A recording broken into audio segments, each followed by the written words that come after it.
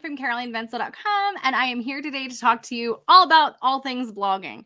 If you have any questions or need any help, there are freebies and templates in the description below. Feel free to check those out, and let's get into this video. All right. Can I start a blog for free and make money? I'm about to get rebuild from SiteGround for the next year, and it's really expensive. Can I just use a free WordPress site? Okay, so I have a few things about this. And I'm not a lawyer. That's my disclaimer, is I'm not a lawyer.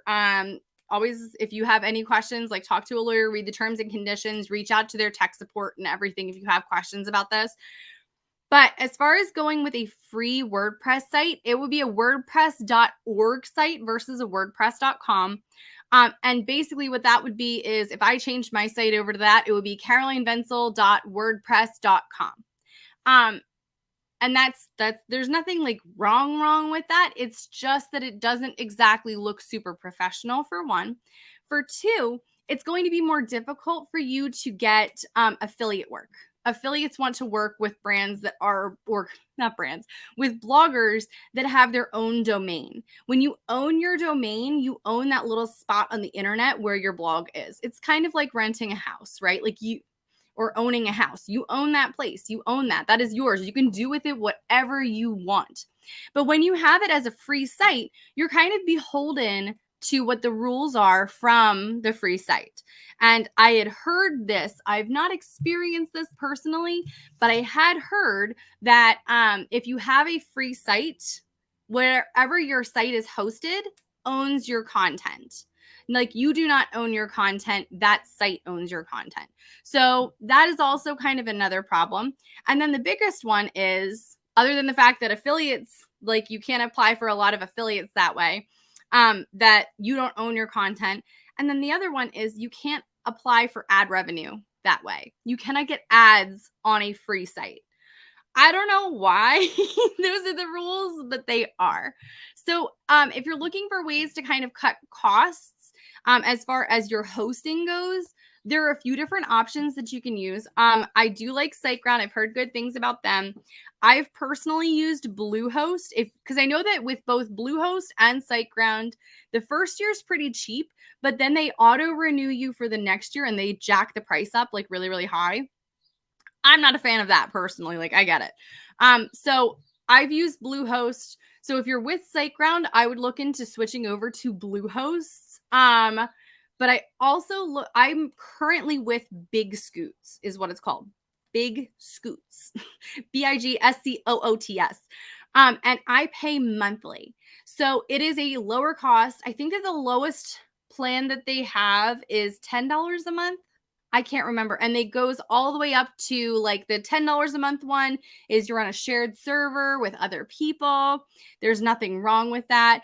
They have the ability to kind of work with you if your traffic goes up and you need to have more server space, or if your site is slowing down and you want it to be faster, they'll work with you on that as well.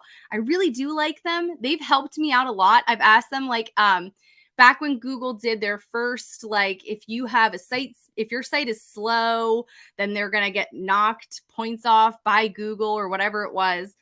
I worked with them and they helped me, kind of did an audit on my site as to what we could do to speed things up. They're awesome. I really do like them. And I also like the fact that you didn't have to pay for the year up front. And I've been with them now for, oh gosh, I think it's been 5 years that I've been with them. And they've not upped my price once. Unless I say I need a higher level, like I need a higher tier, they've not changed my price. So that's kind of a nice thing as well, is you don't have to worry about, like, things changing or them being like, hey, you've been with us for 12 months, time to pay triple what you paid that first year. It's also like one of those things that I did not like about Bluehost and SiteGround is that they're like, yeah, you pay, it's $2.95 per month, which is great because, again, even if you're paying for the year up front, that's not that much comparatively. But at the same time, you do have to pay for the year up front. So it's not exactly $2.95 per month. Drives me bananas. It drives me bananas. But again, when you're first starting out, I chose Big Scoots because of the fact that I have higher traffic. I know that my traffic it requires a better server. I can't have a server where it takes a lot of time to get my site loaded. Because that looks bad for SEO. That's creating a bad user experience, and nobody wants that. So I was with Bluehost until I had 150,000 page views, and it was still doing fine. And that was when I started having kind of problems with like my site speed, with crashes, was after I hit that 150,000 page view mark. Everything before then was fine. I had not had problems with them at that point in time.